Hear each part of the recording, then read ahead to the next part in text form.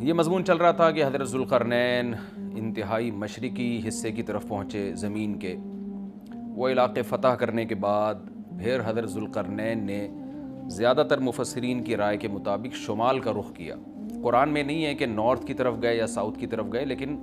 کچھ چیزیں بدیہی ہوتی ہیں۔ آبادی ظاہر ہے اس وقت نارتھ ہی کی طرف زیادہ تھی، ساؤتھ کی طرف آبادی بہت بعد میں دنیا میں آئی ہے، اور اب بھی بہت کم آبادی ہے ساؤتھ کی طرف، تو غالب یہی ہے کہ نارتھ کی طرف حضرت ذوالقرنین گئے۔ قرآن کہتا ہے ثم اتبع سببا حتی اذا بلغ بین السدین، سد کہتے ہیں بند کرنا، کہتے ہیں نا سد باب، اور انسداد دہشت گردی، باب انفعال میں جائے گا تو انسداد یعنی دہشت گردی کو بند کرنا، تو سدین دو سد یعنی دو آڑیں، تو پہاڑ کو آڑ سے تعبیر کیا گیا ہے کیونکہ پہاڑ رکاوٹ بن جاتا ہے ادھر کی آبادی ادھر اور ادھر کی ادھر جانے کے لیے، تو ایک آڑ کی طرح ہوتا ہے۔ تو قرآن کہتا ہے حتی اذا بلغ بین السدین، یہاں تک کہ جب دو پہاڑوں کے درمیان میں پہنچے، وجد من دونہما قوما، تو آپ نے پایا ان دونوں کے پیچھے ایک قوم کو، یا دونوں کے ایک طرف ایک قوم کو پایا۔ لا یکادون یفقہون قولا، ایسی قوم تھی لا یکادون یفقہون قولا، کہ بات سمجھنے کی صلاحیت ہی نہیں تھی اس کے اندر۔ دیکھیں حضرت ذوالقرنین جب مشرق کی طرف گئے تو زبان تو وہاں بھی نہیں آتی ہوگی، وہ الگ زبان ہوگی۔ جب سورج کے مغرب کی طرف گئے زمین کے دوسرے کنارے کی طرف، تو ان کی زبان بھی ذوالقرنین کی زبان سے میچ نہیں کرتی ہوگی، وہاں بھی ترجمان کی ضرورت پڑی ہوگی، لیکن وہاں قرآن نے یہ نہیں کہا کہ وہ بات سمجھتے ہی نہیں تھے۔ لیکن جب نارتھ کی طرف گئے ہیں تو قرآن کہہ رہے ہیں ایسی قوم دیکھی پہاڑوں کے پیچھے جو کچھ سمجھنے کی اس میں گویا صلاحیت ہی نہیں تھی، لا یکادون، ان میں کھوپڑی نہیں تھی ان کی، تو اس لیے زیادہ تر مفسرین اس طرف گئے ہیں کہ یہ کوئی وحشی قوم تھی۔ کوئی وحشی قوم ہوتی ہے نا جنگلوں میں جو رہنے والے، جیسے میں نے ایک ولاگ بنایا تھا، مسائی قوم ایک جنگل میں رہتی ہے، تو جنگلی قسم کی قوم تھی، کوئی ہو سکتا ہے پتے وتے جسموں پہ ڈھانپتے ہوں اور بالکل درندوں کی طرح جانوروں کی طرح رہتے ہو، تو اس ٹائپ کی قوم تھی کہ اوپر کھوپڑی ان کی خالی تھی، بات سمجھنے کی صلاحیت نہیں تھی ان میں۔ قالوا یا ذا القرنین، وہ ذوالقرنین سے آ کے کہنے لگے ان یاجوج و ماجوج مفسدون فی الارض، کیا ذوالقرنین آپ اللہ کے نیک بزرگ ہیں، آپ آئے ہیں اللہ اللہ سکھا رہے ہیں لوگوں کو، دین کی دعوت دے رہے ہیں، توحید کی دعوت دے رہے ہیں، تو ایک کام ہمارا کر دیں کہ ایک قوم ہے یاجوج اور ماجوج جس نے زمین میں فساد مچا کے رکھا ہوا ہے۔ اب سوال یہ پیدا ہوتا ہے کہ جب اس قوم میں کچھ سمجھنے کی صلاحیت ہی نہیں تھی تو ان کو یہ کیسے پتہ چل گیا کہ یہ ذوالقرنین اللہ کے نیک بندے ہیں، اور پھر ان سے بات چیت بھی ہوئی اور ذوالقرنین نے ان کو آگے یہ بھی بتایا کہ میں دونوں پہاڑوں کے درمیان سیسا پلائی ہوئی دیوار بنا کے ان پہاڑوں کو بند کر دوں گا، اس میں میرے ساتھ یہ تعاون کرو، تو یہ سب کانورزیشن ہوئی کیسے؟ تو اس کا جواب آسان ہے، ظاہر ہے جتنی بھی بیوقوف قوم ہو کسی نہ کسی طریقے سے، اشاروں سے، ترجمان سے، مختلف طریقوں سے اس کو، تھے تو بہرحال انسان نا، کوئی گدھے گھوڑے یا کوئی بندر تو نہیں تھے انسان۔ تو قرآن کا منشا صرف یہ ہے کہ ان کے ساتھ ذوالقرنین کو سمجھنے اور سمجھانے میں بہت زیادہ پریشانی ہوئی، تو مقصد صرف یہ بتانا ہے کہ ایک بہت ہی کوئی بیوقوف قسم کی قوم تھی۔ تو باقی قرآن پھر جو واقعے کی تکمیل کے لیے پھر بیچ میں بہت ساری چیزوں کو حذف کر دیتا ہے جو غیر ضروری ہوتی ہیں۔ اب عقل مند یہ بات سمجھ جائے گا کہ ذوالقرنین اور ان کے درمیان جو بات چیت ہوئی اس میں حضرت ذوالقرنین کو بہت زیادہ مشکلات پیش آئیں، ان کی بات کو سمجھنے میں بھی اور سمجھانے میں بھی۔ تو آگے پھر قرآن جو ہے نا کہ جو ان کا جو بڑا مقصد تھا وہ بہرحال حاصل ہو گیا، وہ اشاروں سے ہوا ہو، وہ کوئی ترجمان کے ذریعے ہوا ہو یا کسی بھی طرح سے ہوا ہو، تو حضرت ذوالقرنین نے بھی کوئی حل نکالا ہوگا نا کہ اس قوم کی بات کو سمجھنے کی ہم کوشش کریں، ان کو بہرحال دین کی دعوت دی ہوگی۔ تو اس اشکال کا جواب تو یہ ہے، کیونکہ قالو کا مطلب یہاں نہیں ہے کہ آئے انہوں نے ذوالقرنین کی زبان میں بات کرنا شروع کر دی، جو بھی اپنی زبان میں جس طرح سے بھی بات کی، چاہے اشارہ سے کی ہو یا ترجمان کے ذریعے کی ہو۔ دوسری بات یہ ہے کہ انہوں نے حضرت ذوالقرنین کی طاقت کا تو اندازہ لگا لیا تھا کہ یہ اتنے پاورفل ایک لشکر کے ساتھ آئے ہیں اور ان کے پاس اتنا اسلحہ ہے، اتنے گھوڑے ہیں، تو یہ ہنر مند ہیں۔ اور آگے ریکویسٹ انہوں نے اس لیے بھی کی کہ حضرت ذوالقرنین کی بزرگی کا بھی ان کو اندازہ ہو گیا۔ دیکھیے اللہ تعالیٰ نے انسان کی نیچر ایسی بنائی ہے کہ جو نیک لوگ ہوتے ہیں نا ان کی تقوی اور للہیت کا، ان کی بزرگی کا غیر مسلموں پہ بھی اثر پڑتا ہے۔ ہندوستان میں علماء بتاتے ہیں کہ ہندو مسلمان بزرگوں کے پاس آیا کرتے تھے دعا کرانے کے لیے، اب بھی آتے ہیں۔ انڈیا کے بعض علماء نے ہمیں بتایا کہ ہمارے پاس ہندو بھی آتے ہیں اور کہتے ہیں ہمارے لیے دعا کریں اللہ تعالیٰ سے، کیونکہ ایک لاشعوری طور پر انسان کے ذہن میں یہ بات ہوتی ہے کہ بھئی یہ اللہ والا آدمی ہے. جیسے یوسف علیہ السلام جب جیل میں تھے تو غیر مسلم یوسف علیہ السلام کے پاس آئے اور کہنے لگے کہ آپ ہمیں خواب کی تعبیر بتائیں. اب سوال پیدا ہوتا ہے کہ بھئی وہ تو غیر مسلم تھے اور یوسف علیہ السلام نمازی پرہیزگار تھے, تو غیر مسلموں کو کیسے اندازہ ہو گیا کہ یہ خواب کی تعبیر بتائیں گے؟ اس کا جواب یہی ہے کہ لاشعوری طور پر اللہ نے دلوں میں ایک ہیبت ڈالی ہوتی ہے پرہیزگار لوگوں کی, ایک روب ڈالا ہوا ہوتا ہے اور ایک عظمت ڈالی ہوئی ہوتی ہے. تو یوسف علیہ السلام کے پاس آنے والے لوگوں کو یہ بات معلوم تھی کہ یہ عظیم انسان ہے اور یہ ان کو اللہ تعالیٰ وہ باتیں بتا دے گا جو ہمیں نہیں بتاتا, اللہ ان کو خواب کی تعبیر سمجھا دے گا, ہم نہیں سمجھ سکتے. تو یہ ایک لاشعور میں انسان کے ہوتی ہے یہ بات. اور بھی اس پہ بہت ساری مثالیں ہیں, لیکن میں پھر وہ ہمارا یہ لیکچر جس کو ہم فوکس کر رہے ہیں وہ رہ جائے گا. تو ذوالقرنین کے ساتھ بھی یہی ہوا کہ وہ قوم جنگلی وحشی قسم کی تھی, لیکن ان کو طاقت کا بھی اندازہ ہو گیا اور بزرگی کا بھی اندازہ ہو گیا. پھر آ کے انہوں نے درخواست کی. طرز عمل سے یہ لگتا ہے کہ وہ قوم بھی مسلمان ہو گئی تھی, یعنی بغیر لڑائی کے اور بغیر کسی مناظرے بازی کے ذوالقرنین کا مذہب اس قوم نے بھی قبول کر لیا. تو کیا کہنے لگی حضرت ذوالقرنین سے, بھئی آپ ہمارا ایک کام کر دیں, آپ اتنے پاورفل آدمی ہیں, ان یاجوج و ماجوج مفسدون فی الارض. یاجوج ماجوج ایک قوم ہے جس نے زمین میں فساد مچا کے رکھا ہوا ہے, آئے دن قتل و غارت کرتے ہیں وہ, اور ہمارے پاس ان سے لڑنے کی طاقت نہیں ہے. فَهَلْ نَجْعَلُ لَكَ خَرْجًا, کیا ہم آپ کے لیے خرچ بنا سکتے ہیں, کچھ اجرت, خرچ کہتے ہیں خراج کا لفظ آپ نے سنا ہوگا, ٹیکس کو یا اجرت کو.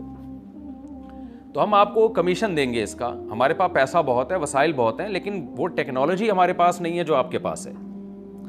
تو ہم دیکھ رہے ہیں آپ کو اللہ نے ایک بڑی قوت اور طاقت دی ہے, تو پیسہ ہمارے پاس بہت ہے, ہم آپ کو اس کی اجرت دیں گے. آپ نے یہ کرنا ہے کہ علا, اس بات پر ہم آپ کو اجرت دیں گے, تجعل بیننا و بینہم سدا, کہ آپ ہمارے اور ان کے درمیان ایک آڑ بنا دیں, ایک دیوار بنا دیں, کیونکہ بہت بڑی دیوار بنانی پڑے گی اور پہاڑوں کو کہ اس خلا کو ختم کرنا پڑے گا. وہ قوم آ کے ہم پہ حملے کرتی ہے اور ہمارا بہت نقصان کرتی ہے, تو آپ ایک ایسی آڑ بنا دیں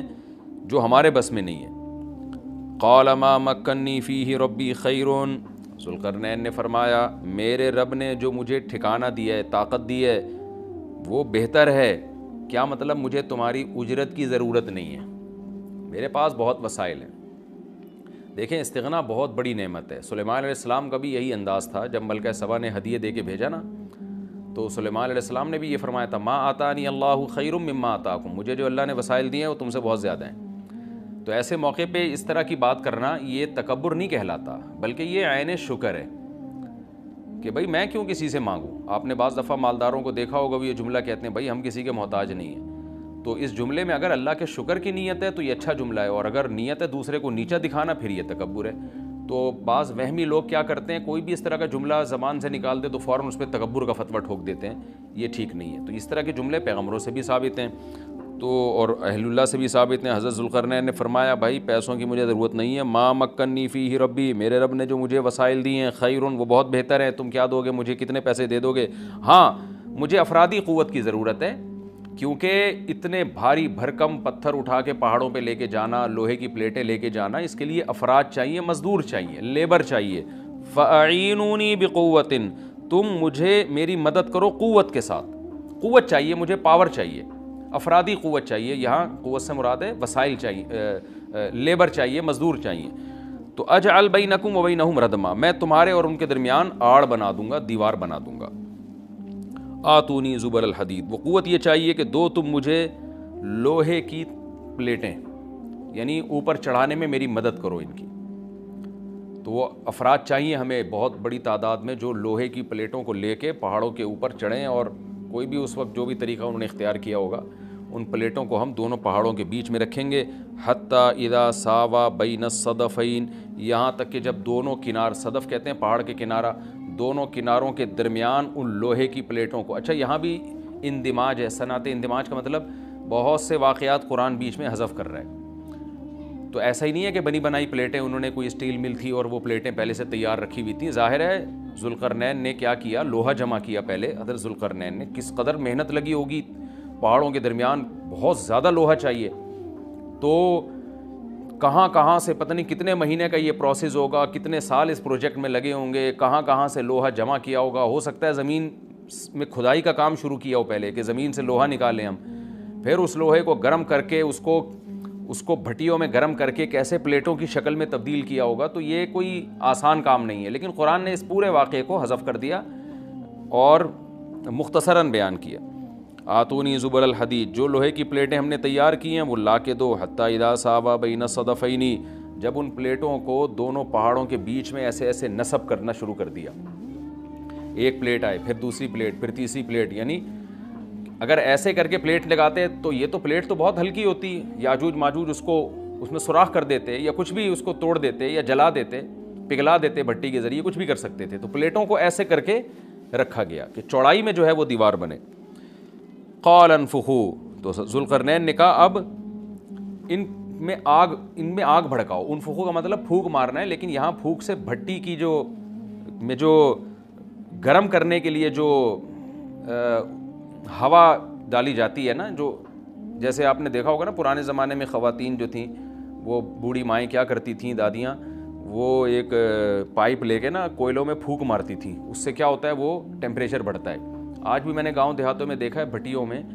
کہ وہ ہوا کا پریشر بنانے کے لیے انہوں نے کچھ دیسی قسم کی مشینیں لگائی ہوئی ہوتی ہیں. ایک صاحب کو میں نے دیکھا وہ سائیکل کا پہیے پہ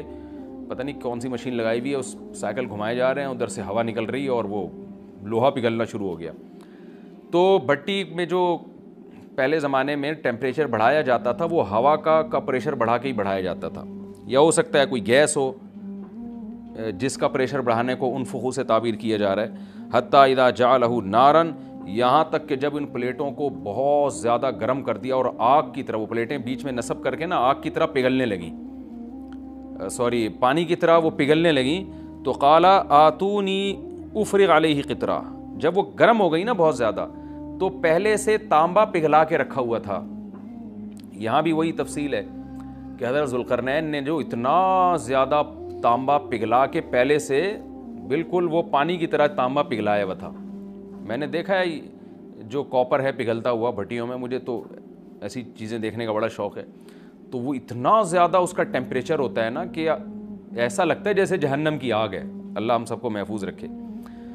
تو میں کبھی کبھار جب یہ آیت پڑھتا ہوں تو میں سوچتا ہوں کہ کتنا بڑی مقدار میں حضرت ذوالقرنین نے کہاں کہاں سے تانبا جمع کیا ہوگا, پھر اس کو کیسے اس زمانے میں, جو صدیوں پرانی بات ہے, جب ٹیکنالوجی نے اتنی ترقی نہیں کی تھی, اس کا تو عشر اشیر بھی نہیں تھا, لیکن کیسے اس کو پگھلایا ہوگا انہوں نے, حضرت ذوالقرنین نے. تو وہ کسی دیگڑے میں جناب اتنا زیادہ, پھر دیگ کہاں سے لائے ہوں گے, وہ دیگ تو خود پگھل جائے گی. اس کے لیے مخصوص قسم کی ایک کوئی میٹل ہوتا ہے کہ اس کا ٹیمپریچر اور تانبے کا ٹیمپریچر میں فرق ہوتا ہے, کہ تانبا جس ٹیمپریچر پہ پگھلے گا تو اس دھات کو, تانبے کو جس دیگ میں ڈالا جائے وہ اس ٹیمپریچر پہ نہ پگھلتا ہو, یا کوئی پتھر کی دیگ ہوگی, جو بھی ہوگا, لیکن بہرحال یہ ساری چیزیں محیر العقول ہیں.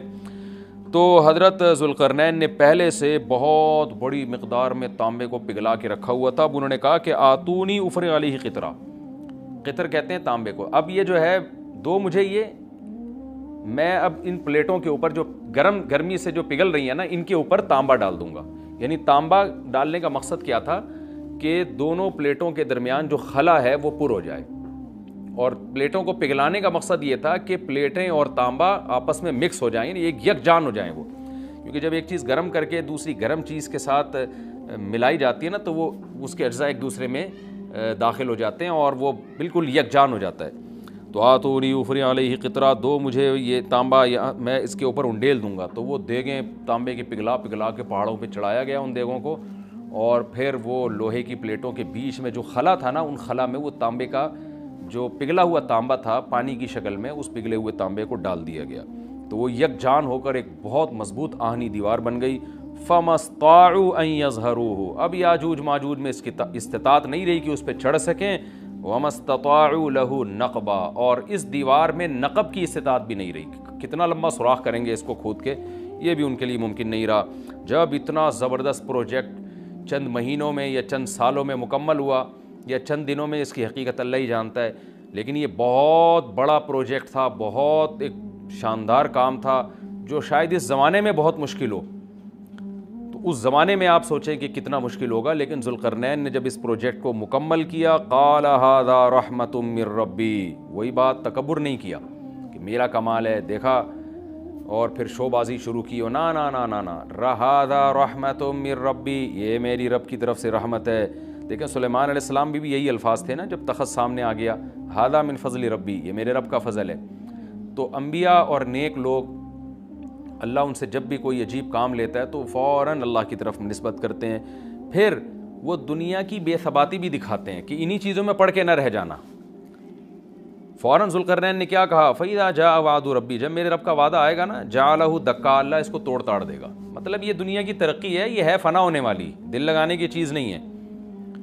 تو ایسا نہ ہو کہ اس سے دل لگانا شروع کر دو اور اسی میں بس کے رہ جاؤ اور اللہ کو بھول جاؤ اور اپنی ترقیوں پہ ناز کرنا شروع کر دو۔ فَإِذَا جَاءَ وَعْدُ رَبِّي، جب میرے رب کا وعدہ آئے گا، جَعَلَهُ دَكَّا، اسے توڑ تاڑ کے برابر کر دے گا۔ وَكَانَ وَعْدُ رَبِّي حَقًّا، اور میرے رب کا وعدہ سچا ہے۔ وعدے سے مراد کیا ہے؟ دونوں مراد ہو سکتے ہیں، یا تو قیامت مراد ہو سکتی ہے کہ قیامت میں سب چیزیں ہی ٹوٹ جائیں گی، یا جو احادیث میں آیا ہے کہ جب یاجوج ماجوج قرب قیامت میں ظاہر ہوں گے تو وہ دیوار ختم ہو جائے گی، یا تو وہ مراد ہے۔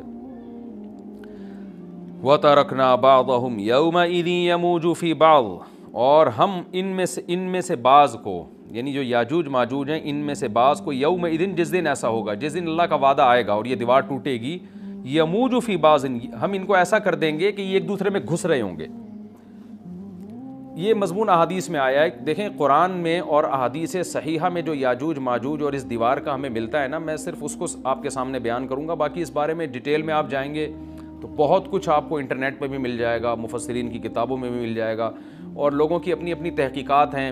اپنے اپنے تبصرے ہیں، نہ میں ان تبصروں کو صحیح کہہ رہا ہوں نہ غلط کہہ رہا ہوں، کتابیں بھری ہوئی ہیں، وہ آپ جائیں پڑھیں اس کو، لیکن جتنی بات قرآن سے اور صحیح احادیث سے یاجوج ماجوج کے بارے میں ثابت ہوتی ہے، میں صرف اس کو آپ کے سامنے ابھی پیش کر رہا ہوں۔ پہلا عقیدہ تو یہ ثابت ہوتا ہے کہ یاجوج ماجوج ایک قوم ہے، انسان ہیں، وہ کوئی انسانوں کے علاوہ کوئی الگ مخلوق نہیں ہے، لیکن ہیں بڑے فسادی۔ دوسری بات، یہ بہت قدیم ہے، ذوالقرنین جب گئے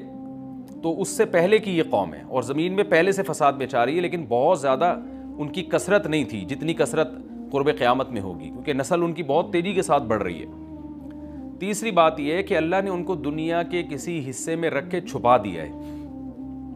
چھپایا اس لیے ہے کہ ان کے ظاہر ہونے کا ایک ٹائم ہے، اور وہ ہے حضرت عیسیٰ علیہ السلام کا دور۔ حضرت عیسیٰ ابن مریم کے دور میں یاجوج ماجوج ظاہر ہوں گے، تو اسی کو آپ چوتھا پوائنٹ بھی کہہ سکتے ہیں۔ تیسرا پوائنٹ کیا ہو گیا کہ ان کو چھپا دیا گیا ہے، لہذا یہ جو لوگ کہتے ہیں نا یاجوج ماجوج دریافت ہو گئے ہیں، فلاں جگہ ہیں فلاں جگہ ہیں، تو بھائی ہمیں جب ایک چیز چھپا دی گئی ہے اور ایک ٹائم بتا دیا گیا ہے کہ اس ٹائم پہ ظاہر ہوں گے، تو اس سے پہلے وہ دریافت ہو ہی نہیں سکتے۔ پہلے دریافت ہو گئے تو اس کا مطلب نبی صلی اللہ علیہ وسلم کی گویا پیش گوئی غلط ہو گئی، تو جو جس کا ٹائم ہے اسی ٹائم پہ وہ ظاہر ہوں گے۔ چوتھی بات میں نے جیسے بتائی کہ حضرت عیسیٰ علیہ السلام کے دور میں وہ ظاہر ہوں گے۔ پانچویں بات، صحیح حدیث سے یہ بات ثابت ہے کہ یاجوج ماجوج وہ جو دیوار بنی تھی اس کو چاٹتے رہتے ہیں، ختم کرتے ہیں۔ اب چاٹنا کا جو لفظ حدیث میں ہے اس سے مراد زبان سے چاٹنا بھی ہو سکتا ہے، اور یہ کنایا بھی ہو سکتا ہے کہ اس کو ختم کرنے کی کوشش میں لگے ہوئے ہیں۔ اور ایسے چاٹنا، جب ہم کوئی چیز چاٹتے ہیں نا تو بہت تھوڑی تھوڑی وہ ختم ہوتی ہے، تو اتنی موٹی اتنی بڑی دیوار ہے کہ وہ انہوں نے اپنی اسٹرگل اور اپنی محنت نہیں چھوڑی ہے، تو وہ دیوار کو کسی نہ کسی طریقے سے گھسائی میں اس کے لگی رہتے ہیں۔ تو زبان سے بھی چاٹنا ہو سکتا ہے اور کسی اور طریقے سے اس کو ختم کرنے کی کوشش بھی مراد ہو سکتی ہے۔ اور حدیث میں آتا ہے کہ ایک دن آئے گا، وہ جب ختم ہونے والی ہوتی ہے نا تو وہ کہتے ہیں کہ ہم کل اس کو دوبارہ شروع کریں گے اور کل ہم اس کو ختم کر دیں گے، لیکن وہ اللہ تعالیٰ اپنی قدرت سے دوبارہ اس دیوار کو اتنا ہی موٹا کر دیتے ہیں جتنا ذوالقرنین نے کیا تھا۔ تو قرب قیامت میں جب حضرت عیسیٰ علیہ السلام کا ظہور ہوگا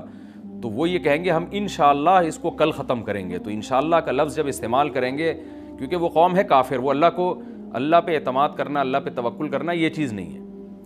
جیسے کافر تو نہیں کہے گا نا اللہ نے چاہا تو وہ اللہ پہ یقین نہیں رکھتے، تو وہ جب اللہ کا نام لیں گے اور کہیں گے کہ اللہ نے چاہا تو ہم اس کو کل ختم کر دیں گے، تو پھر اسلام کی وجہ سے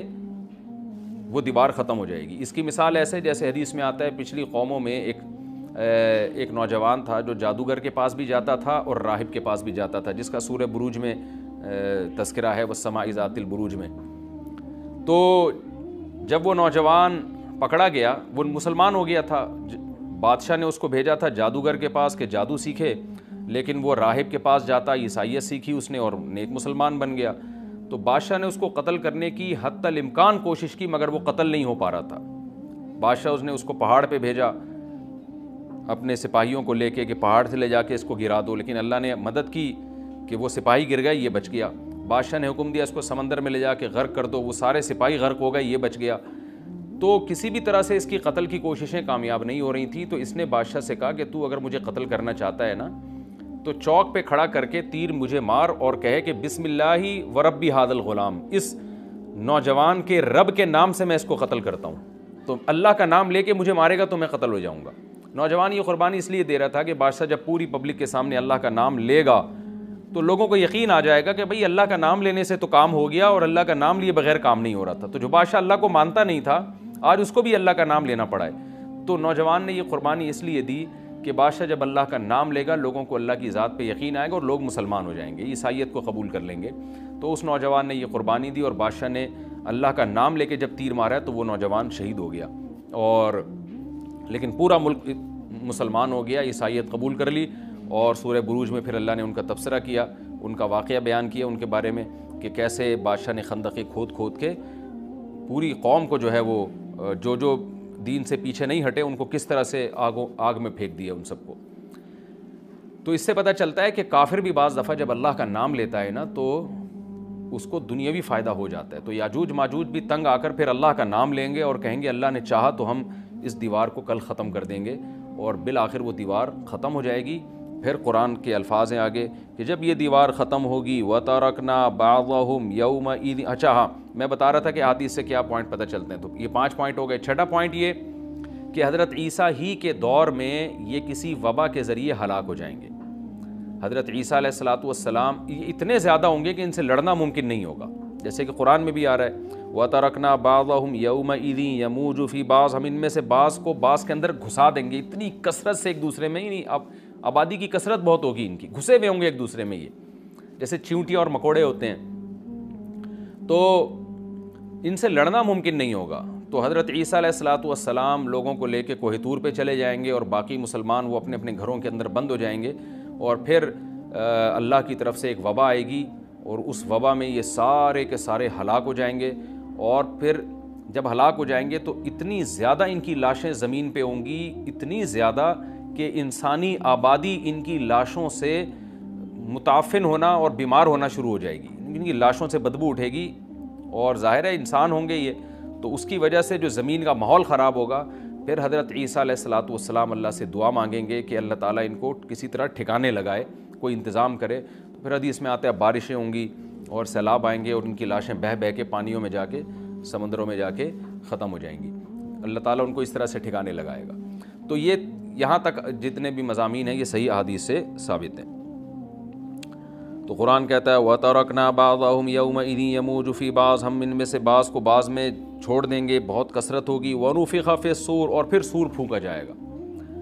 قرآن میں تو یہ کہ سور پھونکا جائے گا ایسے لگ رہا ہے جیسے فوراً پھونکا جائے گا، مگر احادیث میں تفسیر ہے کہ فوراً نہیں پھونکا جائے گا۔ یاجوج ماجوج قیامت کی نشانیوں میں سے ایک بہت بڑی نشانی ہوگی، یعنی یہ اس بات کی علامت ہوگی کہ اب قیامت بہت قریب ہے۔ تو حضرت عیسیٰ ابن مریم علیہ السلام جب نازل ہوں گے، میں تھوڑی سی ترتیب بیان کر دیتا ہوں کہ جو کیونکہ بات یاجوج ماجوج کی چل رہی ہے تو اس سے منسلک جو واقعات ہیں جو اس دور میں ہوں گے وہ بھی میں اسی لیکچر کے ضمن میں بیان کر دیتا ہوں۔ ہمیں صحیح حدیث سے یہ پتہ چلتا ہے کہ قرب قیامت میں جب مسلمان بہت قسمہ پرسی میں ہوں گے تو خراسان سے لشکر اٹھے گا۔ خراسان یہ افغانستان اور ایران کا حصہ، اس علاقے کو نبی صلی اللہ علیہ وسلم کے دور میں خراسان کہا جاتا ہے، جس میں قندھار بھی آتا ہے، ایران کا بھی حصہ آتا ہے اس میں۔ تو یہاں سے لشکر اٹھے گا، مجاہدین لڑیں گے بہت بڑی تعداد میں، دنیا میں جہاد ہوگا کیونکہ مسلمان ظلم کی چکی میں پس کے تنگ آ چکے ہوں گے، اور لڑتے لڑتے حدیث میں آتا ہے اتنی بڑی بڑی لڑائیاں ہوں گی کہ 1/3 مسلمان شہید ہو جائیں گے اس میں، 1/3 مجاہدین جو لڑنے والے ہوں گے، اور 1/3 جو ہوں گے وہ میدان جنگ سے بھاگ جائیں گے، اور 1/3 کو اللہ فتح عطا فرمائے گا۔ تو جو 1/3 میدان جنگ سے بھاگ جائیں گے، نبی صلی اللہ علیہ وسلم نے فرمایا ان کی توبہ کبھی قبول نہیں ہوگی۔ جو 1/3 شہید ہو جائیں گے وہ افضل ترین شہداء ہوں گے اس وقت کے، اور 1/3 کو اللہ تعالیٰ غلبہ عطا فرمائیں گے۔ ایک واقعہ تو ہمیں قرب قیامت میں نبی صلی اللہ علیہ وسلم سے یہ ملتا ہے صحیح حدیث سے۔ دوسرا ہمیں یہ ملتا ہے کہ قرب قیامت ہی میں مسلمان قسمہ پرسی کا شکار ہوں گے تو تلاش کریں گے حضرت مہدی کو، کیونکہ حضرت مہدی وہ شخصیت ہیں جن پہ تمام نیک لوگ جمع ہو جائیں گے اور وہ مسلمانوں کی میدان جنگ میں کمانڈ کریں گے، جہاد میں کمانڈ کریں گے۔ تو ان کو بیت اللہ میں تلاش کیا جائے گا، وہ رسول اللہ صلی اللہ علیہ وسلم کی اولاد میں ہوں گے، اور لوگ ان کو پہچان لیں گے، اہل اللہ پہچان کر ان کو اپنا امیر بنائیں گے، اور ان کی قیادت میں پھر لڑائی اور جہاد شروع ہوگا۔ اور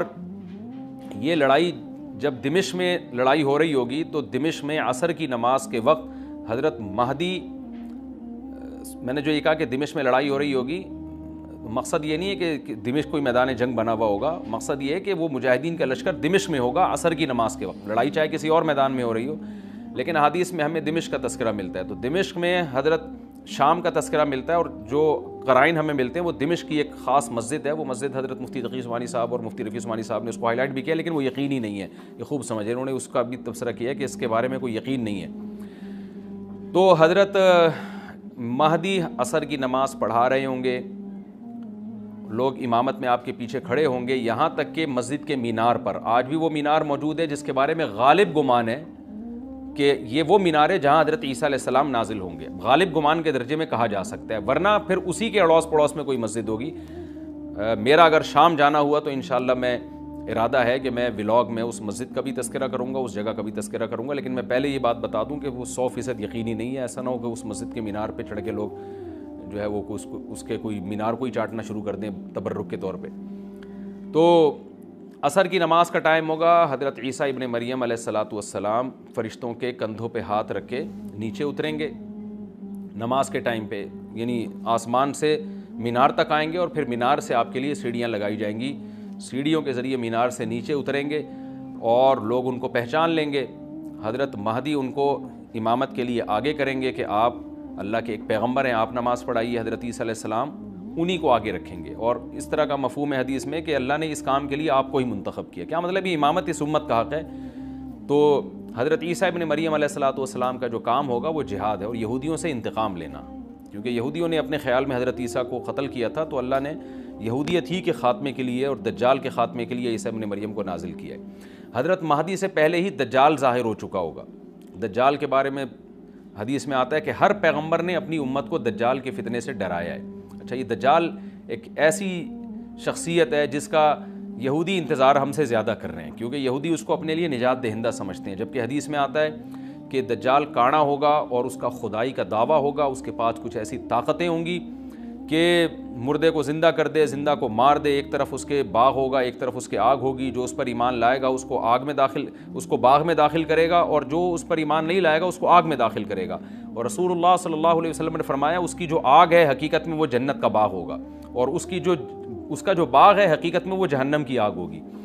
تو جو نبی کی باتوں پہ یقین کرتے ہیں وہ دجال کے فتنے سے محفوظ رہیں گے۔ اور حدیث میں سورہ کہف کی بھی تلاوت کا حکم ہے، جمعے کے دن جو کہف کی تلاوت کرتا ہے اللہ اس کو دجال کے فتنے سے محفوظ رکھتا ہے۔ اب آپ دیکھیں یہ سورہ کہف میں ہی قیامت کی علامات کا تذکرہ ہے نا، تو شاید اسی وجہ سے کیونکہ جو سورہ کہف پڑھتا رہے گا وہ یاجوج ماجوج کے واقعات بھی پڑھتا رہے گا اور اللہ کی قدرت کے واقعات بھی پڑھتا رہے گا، تو دجال کے فتنے سے اللہ اس کو اس برکت سے بچا کے رکھیں گے، فتنے سے محفوظ رکھیں گے۔ تو وہ ایسی طاقتیں دکھائے گا، بے وقوف لوگ اس پہ ایمان لے آئیں گے۔ حدیث میں آتا ہے کہ کانا کبھی بھی خدا نہیں ہو سکتا، یعنی اس کی تو ایک آنکھ ہوگی نہیں، لیکن بے وقوف لوگ اس کے یہ کچھ ظاہری کمالات دیکھیں گے، یہ نہیں دیکھیں گے کہ یہ تو شکل بھی اس کی اچھی نہیں ہے، یعنی خدا کم از کم جمال والا ہوتا ہے نا، یہ تو ہے بھی کانا، اور اس کے بڑا بڑا کافر بھی لکھا ہوا ہوگا واضح طور پر، جس سے پتہ چلے گا۔ لیکن احمق اور بیوقوف لوگ جیسے روحانی عاملوں کے کچھ شعبدے دیکھ کر ان پہ سے متاثر ہو جاتے ہیں نا، روحانی عاملوں کے شعبدے دیکھ کے، تو ایسے ہی دجال کے شعبدے دیکھ کے متاثر ہوں گے۔ تو بہت لوگوں کو، خلقت کو، بہت بڑی امت کو گمراہ کرے گا دجال، اہل اللہ کو اللہ تعالیٰ اس کے فتنے سے محفوظ رکھے گا۔ پھر حضرت عیسیٰ ابن مریم جب نازل ہوں گے تو وہ دجال کو قتل کریں گے۔ حدیث میں آتا ہے کہ نیزے کے ذریعے گھوڑے پہ بیٹھ کے قتل کریں گے۔ علماء نے اس حدیث کا دو مطلب بیان کیے ہیں کہ یا تو اس کا مطلب یہی ہے کہ واقعی گھوڑے پہ بیٹھیں گے، نیزہ استعمال کریں گے، زمین جو ہے وہ اتنی پہلے اس سے جنگیں ہو چکی ہوں گی کہ لوگ دوبارہ تلواروں گھوڑوں کی طرف آ جائیں گے، اس بات کا امکان ہے، ہر ملک ایٹمی طاقت بن چکا ہے، تو اگر یہ ایٹم بم سارے ملک آپس میں چلا دیں تو ہم دوبارہ گدے گھوڑوں والی زندگی پر آ جائیں گے، ٹیکنالوجی ساری تباہ و برباد ہو جائے گی، انسان کی ترقی۔ تو اس بات کا بھی امکان ہے کہ کوئی اس سے پہلے ہو سکتا ہے کوئی ایسی جنگ عظیم ہو کہ انسانیت دوبارہ پہاڑوں پتھروں کے دور میں آ جائے، لیکن ظاہر یہ معلوم ہوتا ہے کہ رسول اللہ صلی اللہ علیہ وسلم نے جو کلام کیا ہے، ظاہر ہے اس دور کے لحاظ سے جو لوگوں کے جہاں تک جو لوگوں کی مینٹل اپروچ ہے وہاں تک، تو نبی صلی اللہ علیہ وسلم میزائل یا اور ٹینکوں کا تذکرہ کرتے تو کیا سمجھ میں آتا؟ تو گھوڑے سے مراد ہے جو اس زمانے کا گھوڑا ہوگا، اور نیزے سے مراد ہے اس زمانے کا جو اسلحہ ہوگا، کیونکہ نیزہ نبی کے دور کا ایک مناسب اسلحہ تھا اور گھوڑا نبی کے دور کی میدان جنگ کی ایک مناسب سواری تھی۔ تو اس سے یہ بھی پتہ چلتا ہے کہ ہو سکتا ہے عیسیٰ ابن مریم نیزے کے بجائے کلاشنکوف کا استعمال کر لیں، تو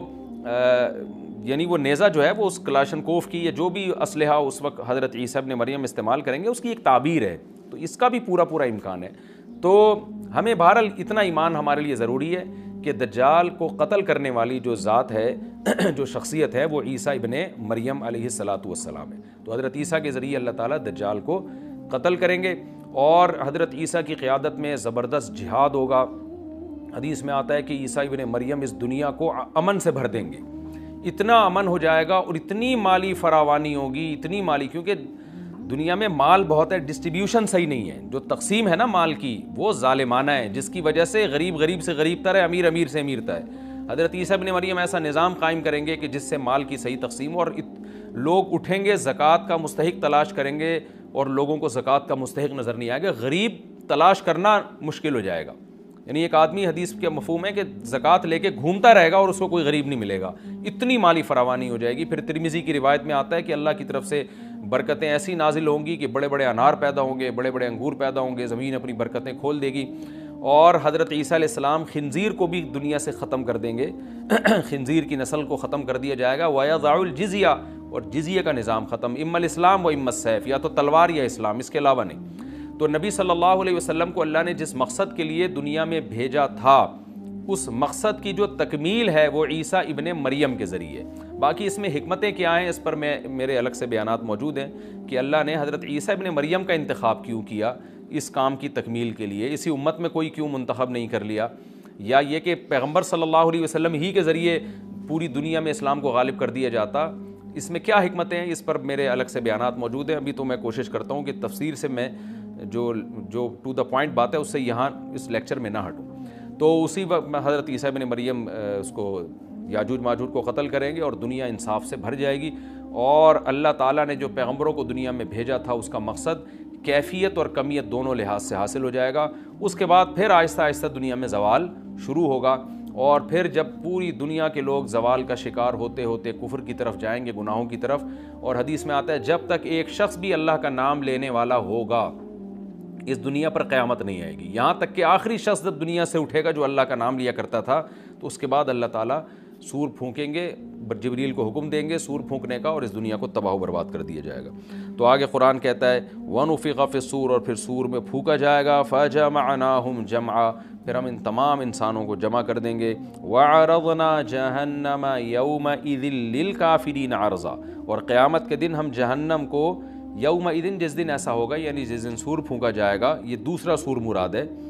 للکافرین عرضا، کافروں کے سامنے پیش کر دیں گے، الذین کانت اعینہم فی غطاء عن ذکری، یہ وہ لوگ ہیں جن کی آنکھیں میری یاد سے پردے میں پڑی ہوئی تھیں، یعنی میری یاد کی چیزیں ان کو نظر ہی نہیں آتی تھیں، غفلت میں پڑی ہوئی تھی جن کی آنکھیں، وَكَانُوا لَا يَسْتَطِيعُونَ السَّمْعَ، اور یہ سننے کی صلاحیت بھی نہیں رکھتے تھے، نہ حق بات سنتے تھے نہ حق دیکھتے تھے، بس اپنے خواہشات کی جو چیزیں ہیں وہ ان کو اچھی لگتی تھیں اور وہی ان کو سمجھ میں آتی تھیں۔ تو یہ ہمارا رکوع الحمدللہ کمپلیٹ ہو گیا۔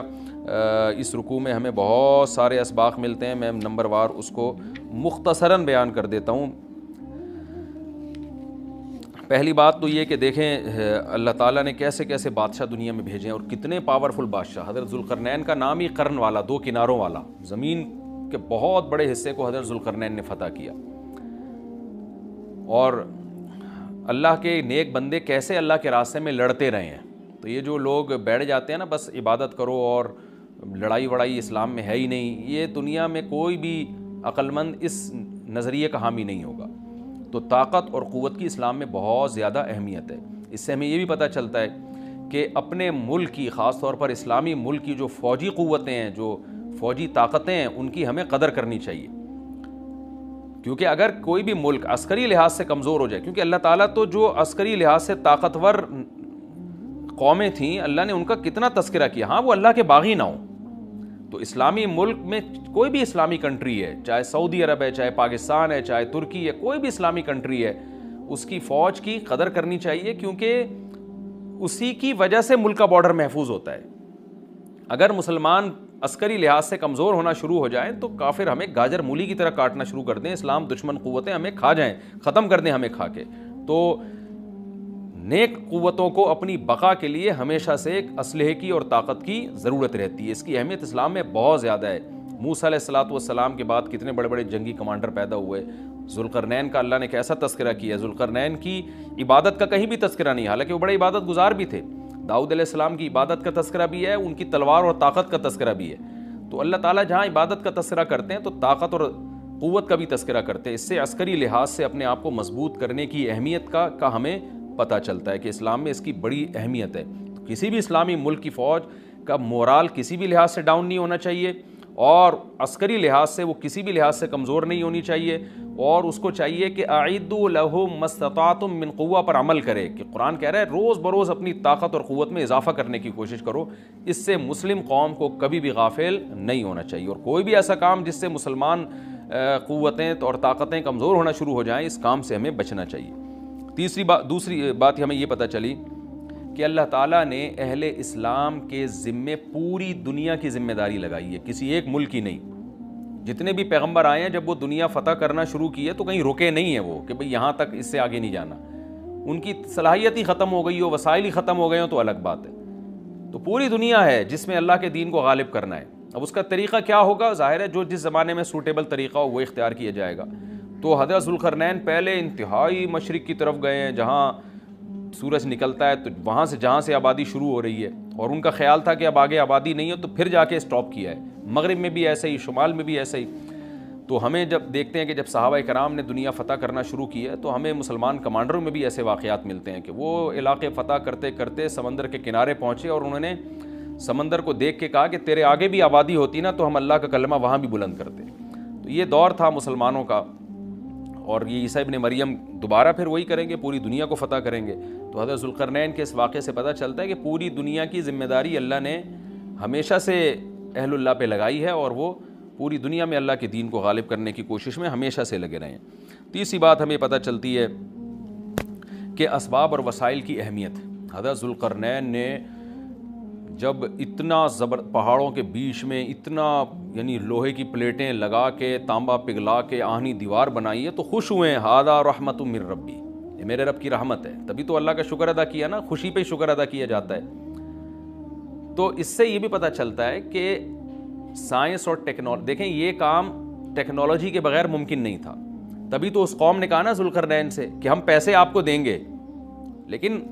ہمارے پاس وہ وسائل نہیں ہیں، وہ ٹیکنالوجی نہیں ہے ہمارے پاس. اور بظاہر ایسا لگتا ہے کہ ان کے پاس لوہا بھی تھا، تانبا بھی تھا، کیونکہ حضرت ذوالقرنین اب یہ تو نہیں ہے نا کہ زمین کے مشرق کی طرف دوبارہ لوہا جمع کرنے گئے ہوں، تو وہیں سے جو کچھ ہوگا نکالا ہوگا. تو وسائل اس قوم کے پاس تھے، ٹیکنالوجی نہیں تھی کہ اس لوہے کو اور اس تانبے کو پگھلا کے دونوں پہاڑوں کے بیچ میں پلیٹیں کیسے بنانی ہیں اور ان کو کیسے ان کے بیچ میں تانبا کر کے کہانی دیوار بنائی ہے. یہ ٹیکنالوجی ان کے پاس نہیں تھی. تو اس سے ہمیں ٹیکنالوجی کی ویلیو کا بھی پتہ چلتا ہے. آج مسلمان اس میں بھی بہت پیچھے چلے جا رہے ہیں اور اس کو مذہب سمجھنا شروع کر دیا ہے. یہ بات بھی غلط ہے. حضرت ذوالقرنین نے اتنی طاقت اور قوت کا استعمال کیا اور اتنے زبردست طریقے سے اس وقت جو بھی اس سوٹیبل ٹیکنالوجی تھی اس کا استعمال کر کے دو پہاڑوں کے بیچ کے راستے کو بند کر دیا اور اس پہ خوشی منائی حضرت ذوالقرنین نے. یہ نہیں کہا کہ بھئی اس سے کچھ بھی نہیں ہوتا، اصل میں تو بس انسان کو چاہیے کہ وہ اللہ اللہ کیا کرے بیٹھ کے، اور یہ کیا اللہ سے بس مدد مانگو، اللہ ہی. یاجوج ماجوج کے بارے میں ان کو کہہ دیتے ذوالقرنین کہ تم سب رات کو تہجد میں اٹھ کے دعائیں مانگو، اللہ یاجوج ماجوج سے تمہیں بچا لے گا. نہ حضرت ذوالقرنین نے کہا دعائیں بھی مانگو، یقیناً حکم دیا ہوگا دعائیں مانگنے کا، لیکن ہم پورے اسباب اور وسائل استعمال کریں گے، لوہے کی پلیٹیں بنائیں گے، تانبے کو پگھلائیں گے، اوپر چڑھائیں گے اور اس طرح سے پوری مضبوط دیوار بنائیں گے. آج مسلمان ہاتھ پہ ہاتھ رکھ کے بیٹھ گیا ہے اور وظیفوں میں اور جو ہے بس وہ چند صبح شام کے وظیفے پڑھ کے وہ سمجھتا ہے کہ ساری دنیا کے سارے مسائل کا حل اس سے ہو جائے گا. ایسا نہیں ہے، آپ کو بہت زیادہ ترقی کرنی ہے، بہت زیادہ اسباب و وسائل میں آپ کو غیر مسلموں سے آگے نکلنا ہے. جیسے کہ قرون اولیٰ کا مسلمان نکلا تھا، تبھی اللہ نے اس کے لیے دنیا میں فتوحات کے دروازے کھولے تھے. تو اللہ ہمارے لیے فتوحات کے دروازے جبھی کھولے گا جب ہم عبادت کے ساتھ ساتھ سائنس اور ٹیکنالوجی کے میدان میں بھی آگے بڑھنے کی کوشش کریں. اور